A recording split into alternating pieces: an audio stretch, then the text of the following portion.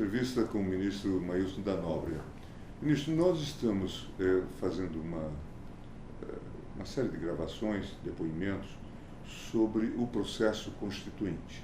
O que isso resultou para o Brasil? Foi uma coisa muito complexa, também num momento político muito complexo, e nós sabemos que o senhor vivenciou aquela realidade de uma perspectiva bastante privilegiada. Estava no Ministério da Fazenda, inicialmente como secretário executivo e depois como ministro da Fazenda. Gostaria que o senhor traçasse aí um panorama daquele momento, da perspectiva econômica e financeira.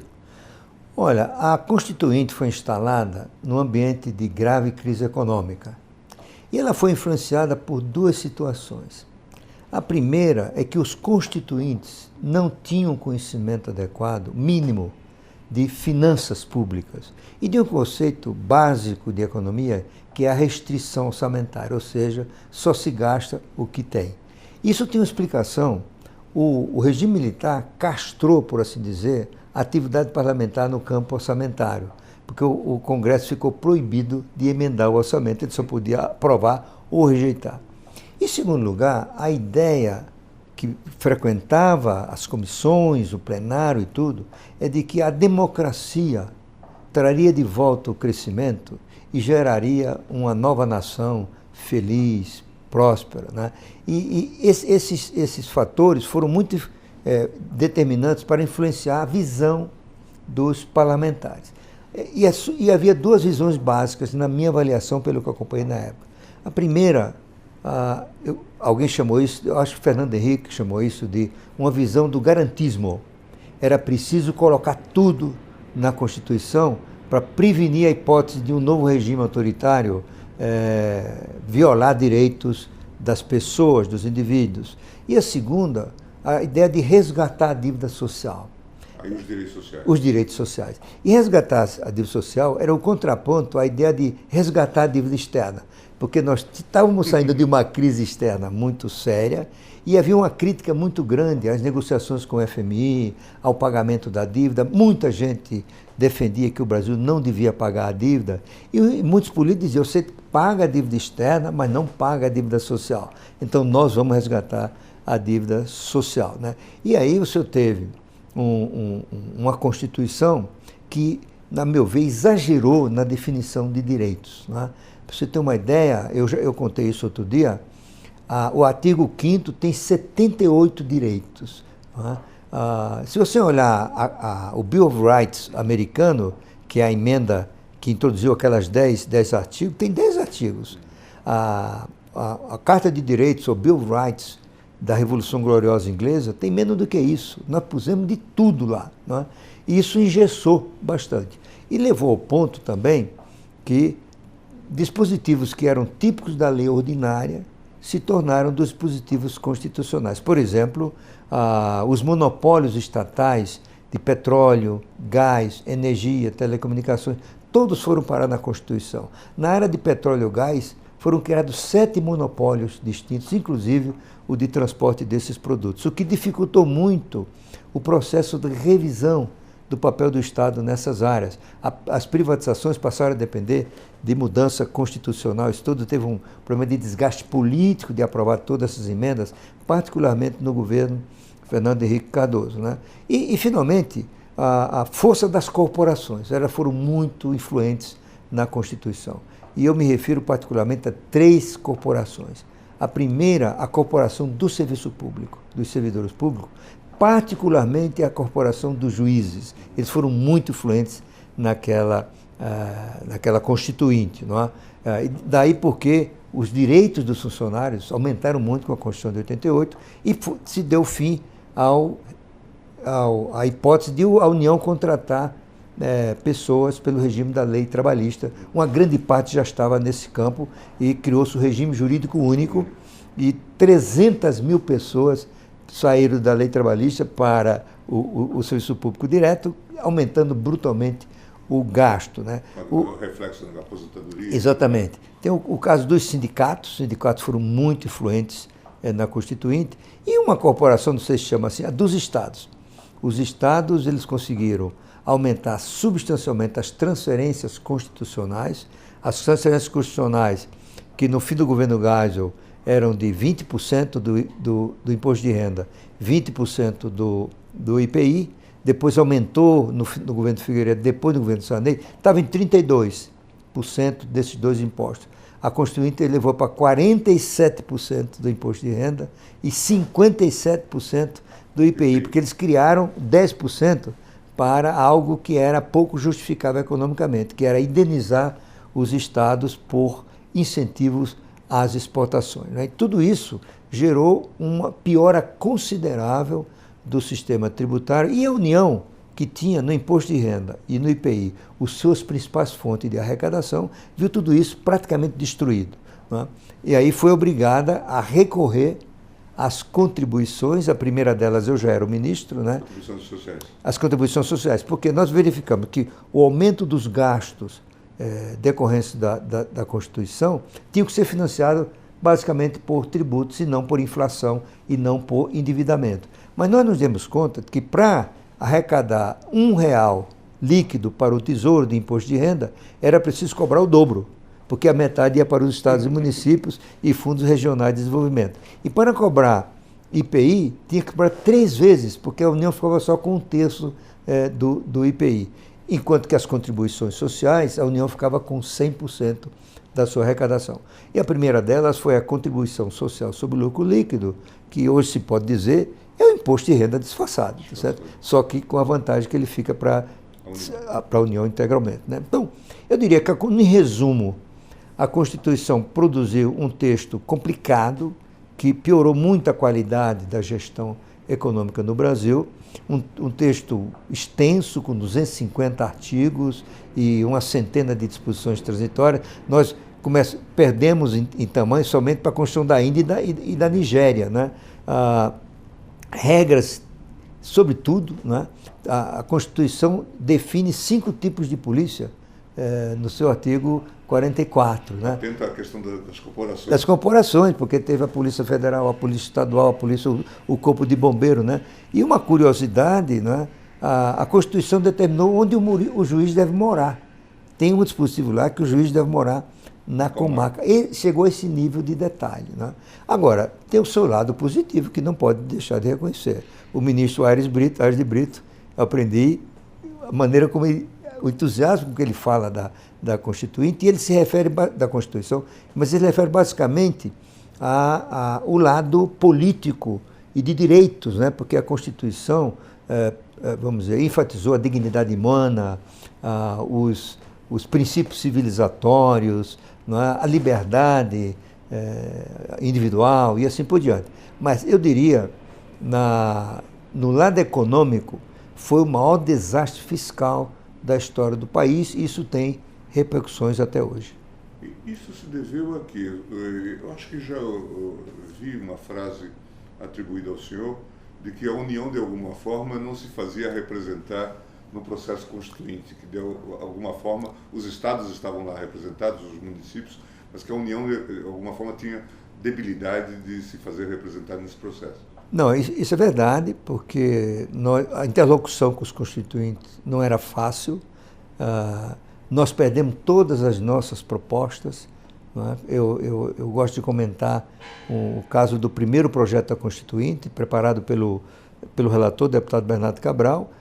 O ministro da Fazenda era o Brescia Pereira. Ele me designou como coordenador de um grupo, e nós examinamos extensivamente todo aquele projeto e identificamos 50 situações gravíssimas para o Tesouro e para a economia.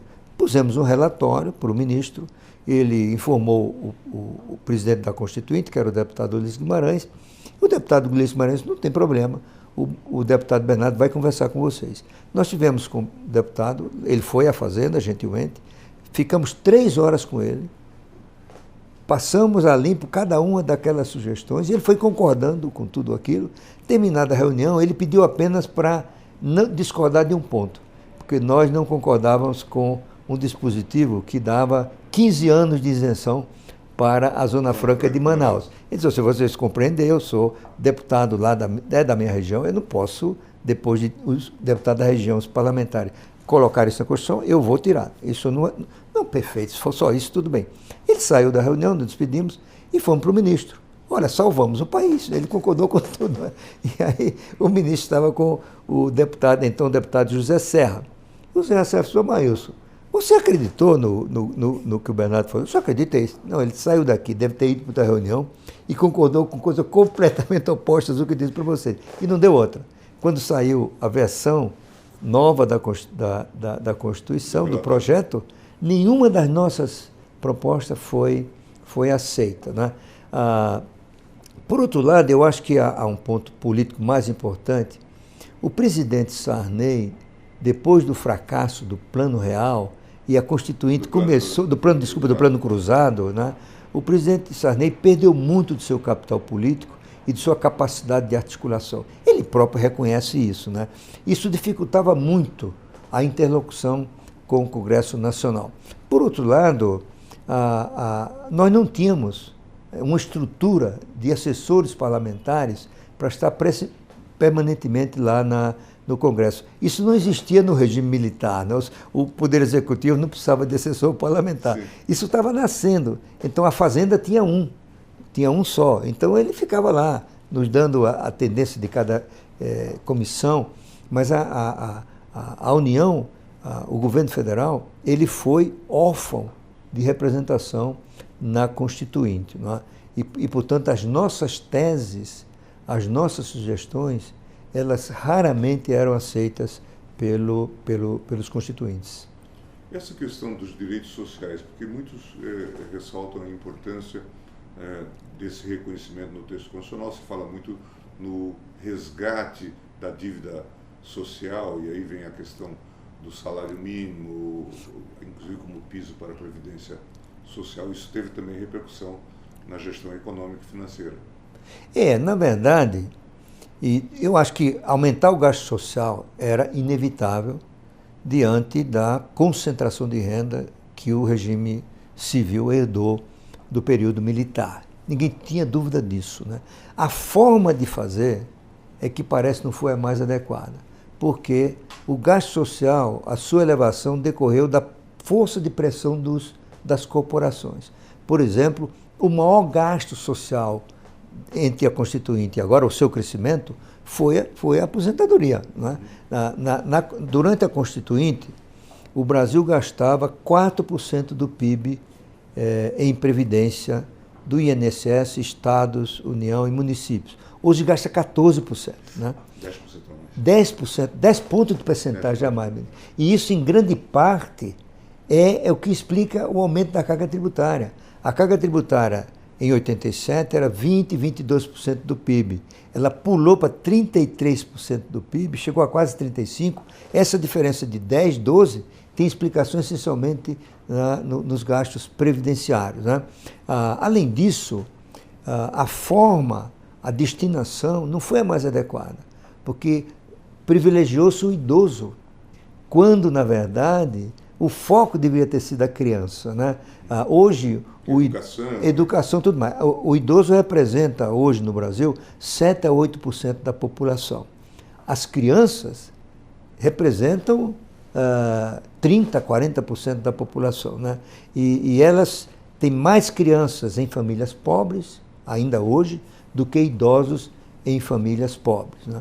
Houve um aumento expressivo dos gastos de pessoal civil na União, dos estados e municípios. Na verdade, o que foi para áreas que não tem a ver com essas corporações foi muito pouco. Inclusive, algo criado depois, como é o Bolsa Família, que começou no governo Fernando Henrique, inspirado em experiências aqui do município de Campinas, no estado de São Paulo. Né? Quando você vê, para você ter uma ideia, o Bolsa Família, que hoje beneficia 13 a 14 milhões de famílias, algo como 40, 50 milhões de pessoas, gasta 0,5% do PIB. Ou seja, gasta uma ninharia, relativamente falando, do que a gente paga para aposentado. Com a particularidade é que há uma desigualdade entre setor privado e setor público. A média de aposentadorias do judiciário, o último número que eu vi, é R$28 mil. Não é? A média de aposentadoria do INSS não chega a R$2 mil. Não é? Então, há um certo desequilíbrio né, na distribuição dos benefícios previdenciários pendendo em favor das corporações do setor público. O corporativismo aqui teve um papel muito, muito grande, né? Porque, inclusive, foi preservada a ideia de que o funcionário se aposenta com o último salário. É difícil ver outro país que faça isso. E o que é mais ainda importante, não me lembro se está na Constituição ou em lei, os aposentados podem ter os ganhos reais de salário dos que vivem na ativa, o que realmente é uma coisa inacreditável. Talvez o estado inflacionário naquele momento tenha contribuído também um pouco para esse detalhismo e para essas normas de defesa, será que não? Eu acredito que sim, sabe, porque a inflação naquela altura já se sabia que é o principal e mais perverso imposto de uma sociedade, né? E ela empobrece muito os mais pobres.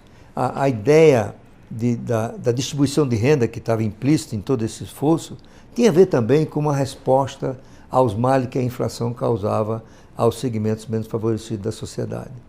Na verdade, nós defendemos a preservação do ITR na União, porque o ITR, como é ainda hoje, não era um tributo arrecadatório, ele é um tributo regulatório, e ele teria a ver com reforma agrária. E se ele fosse para os estados, ele acabaria sendo um tributo arrecadatório.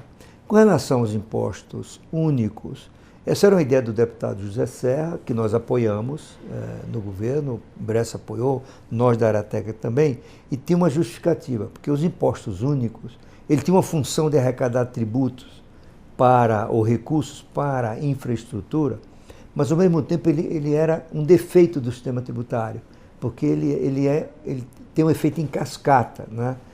Nenhum país que criou um IVA, o Imposto sobre Valor Agregado, que é a forma moderna de tributação do consumo, tem um imposto único por segmento: energia, petróleo, telecomunicações, transporte e assim por diante. Então a ideia era incorporar os impostos únicos à base do ICM, que depois virou ICMS, né?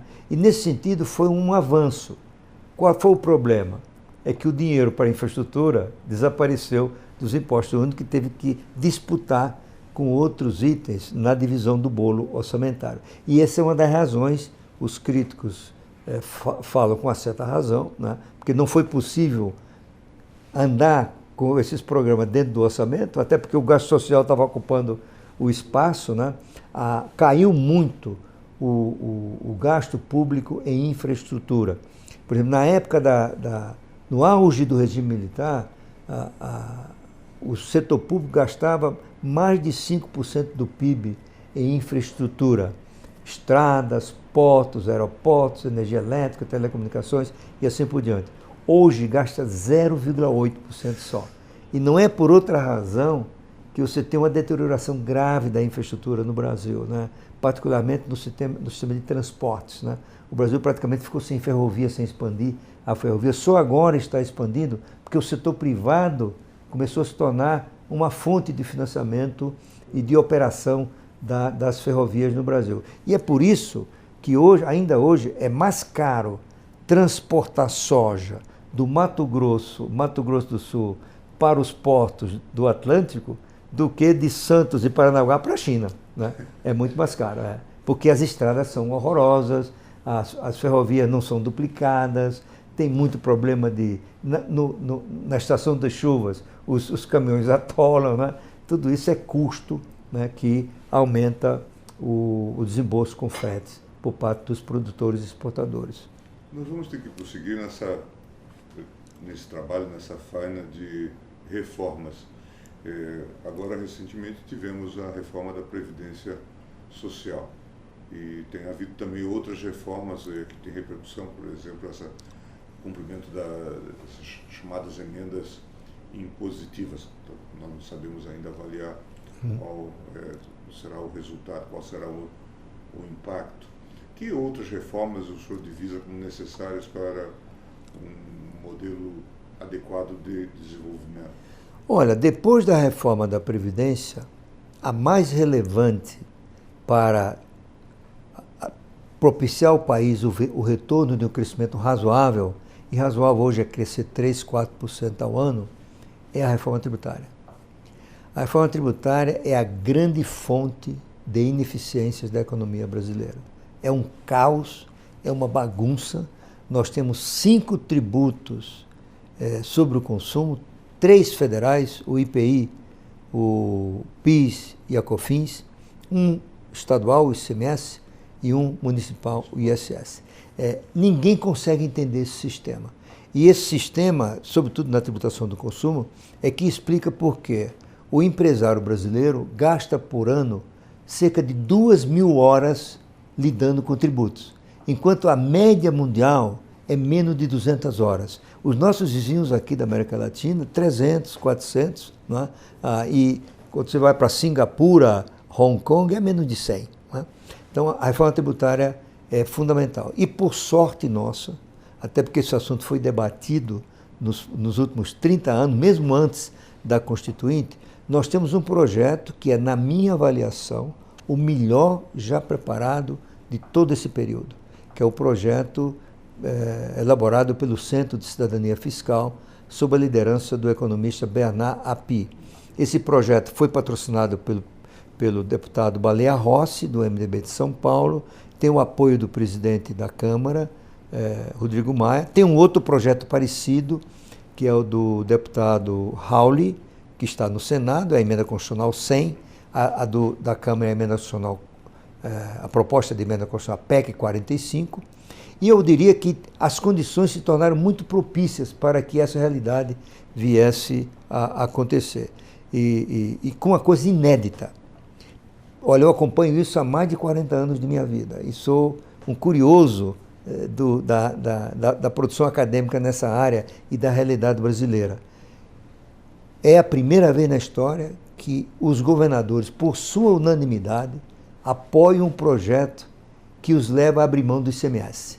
E o ICMS foi, e ainda é durante muito tempo, uma espécie de brinquedo, para exagerar, na mão do governador. Ele dá isenção para carro, dá isenção para isso, dá isenção para aquilo. Guerra fiscal, tá certo?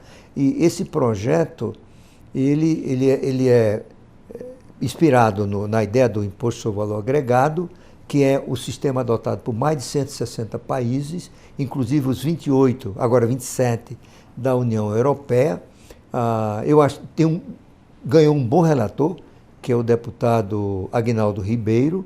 Ele tem se dedicado com afinco, hoje ele é um grande conhecedor deste assunto e eu diria que tem uma expectativa de aprovação muito grande e um apoio considerável da área acadêmica, dos advogados, economistas que estudaram isso. Claro, tem muita gente que começa a ser contra, né? O meu dileto amigo Everardo Maciel é contra, né? Ele acha que interfere no direito dos estados, interfere na federação. Na verdade, eu discordo disso, porque o projeto é tão genial que ele permite que cada estado, cada município possa estabelecer a sua alíquota sem criar bagunça, porque é só na ponta final do consumidor. Olha, ministro, para dizer uma comparação, a Índia conseguiu uma proposta semelhante a essa há 2, 3 anos atrás. A Índia tinha um sistema muito mais bagunçado do que o nosso. Inclusive, eles tinham controle de fronteira entre os estados. Em cada fronteira de estado era comum encontrar 800 caminhões carimbando notas para os fiscais que estavam lá no posto. Pois bem, eles conseguiram essa reforma. Isso aumentou, segundo estudos feitos na época, 2 pontos de percentagem a taxa de crescimento do PIB indiano. Quer dizer, ele estava crescendo 8, passou a crescer 10. É difícil fazer esse cálculo. O próprio API acha que é muito, muito complicado, mas ele concorda que o impacto vai ser gigantesco. Eu diria que não é exagero esperar um resultado semelhante para o Brasil. Nós estamos crescendo 1, 2% hoje, cresceríamos 3, 4%. Né? E, claro, quando você vai por ordem numa bagunça, vai ter muito problema. Né? Vai ter problema, por exemplo, na área de serviços, porque os serviços sempre foram subtributados no país, porque o serviço era municipal, então é só a alíquota de 5%, enquanto no ICMS já está em 18%, né? Então isso vai encarecer serviços de lazer, saúde, educação, viagens, e assim por diante, né? E tem muita gente se mobilizando para ser contra essa alíquota que seria aparentemente de 25% para todos, né? E 25%, mas considerando 5 tributos, né? E aí, eu diria, o melhor para o país é usar a alíquota única. Os melhores IVAs do mundo usam a alíquota única. E o mais perfeito de todos, ou menos imperfeito, que é o da Nova Zelândia, usa uma alíquota única. E gera distorções. Por exemplo, hoje, Netflix paga menos imposto do que cesta básica, paga menos imposto do que feijão, paga menos imposto do que sapato, dependendo do estado, né? Você tem hoje distorções, por exemplo, se um prédio vai ser construído de concreto, é um tipo de tributação, 18% de ICMS. Se ele é construído por aço, ele só paga, pelo concreto ele é serviço, pelo aço ele é indústria. Então, o aço é muito mais eficiente, muito mais barato, mas paga mais imposto. Então, isso induz a um processo de má alocação, ou seja, as empresas são induzidas ao ir para o projeto menos eficiente, porque ele paga menos tributo, né? Eu diria, minha impressão é que no fim vai ter que se ceder. Então vai ter a diferenciação entre alíquotas para determinado tipo de bens ou serviços, né? Tem muita gente pensando, quem não estudou bem esse assunto, assim, não, tem que cobrar menos da cesta básica, porque o pobre não pode pagar ICMS tanto quanto o rico. Tem um defeito grave nessa afirmação. Por quê? O mesmo produto que o pobre consome, feijão, arroz, o rico também. Café, açúcar, leite, não é? Então, a ideia que está no projeto, que também é um dos pontos da genialidade do projeto, é que diante do avanço da tecnologia, vai ser possível, quando o pobre comprar pão, leite, açúcar, feijão, arroz, etc., o governo pode devolver a ele diretamente o imposto que ele pagou. Isso é possível pela nota fiscal eletrônica e porque é possível detectar pelo cadastro que o governo tem, sobretudo Bolsa Família, se aquele comprador é um comprador de baixa renda. É muito interessante, né? E a reforma administrativa?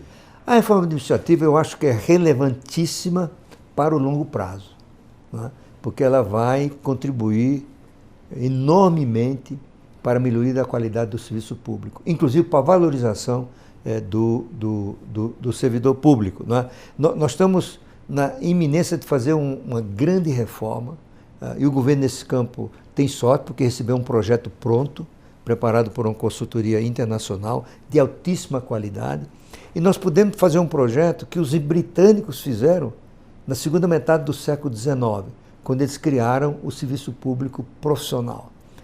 E o serviço público profissional britânico serviu de modelo para o mundo inteiro. E até hoje ele é destacadamente um dos melhores do mundo, inclusive na seleção dos dirigentes do setor público. Por exemplo, eu morei um tempo na Inglaterra e me lembro de ler um livro, que dizia assim: o primeiro-ministro só tem poder para indicar 104 posições no setor público, incluindo dos seus ministros, né?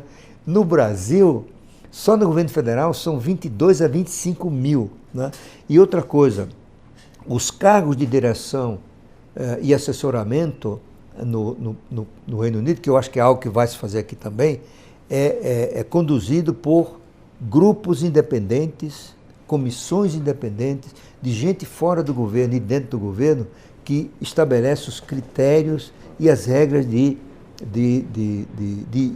seleção e eleição das pessoas para cargos. E eu acho que mais na frente vai ter que ser adotado, algo que também se adota muito nos Estados Unidos, na Inglaterra e em outros países desenvolvidos, que para cargos de maior envergadura, o secretário da Receita Federal, o secretário de privatização, do Tesouro, isso é feito através de consultorias especializadas, headhunters, né, que selecionam nomes para o governo entre profissionais que se candidatam sem nenhuma interferência política. Entendeu? Então, você chegar hoje, eles levam isso tão a sério que na última mudança do presidente do Banco Central inglês, não é?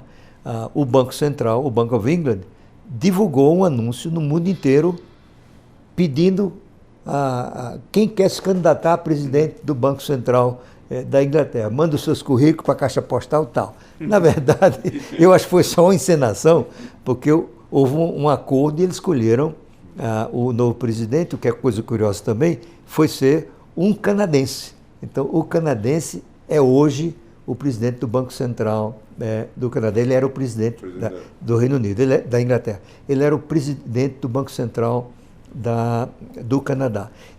Outra coisa que eu acho que vai ser objeto desse projeto, e espero que aprovado, é algo que a gente não faz aqui, é a avaliação permanente do desempenho.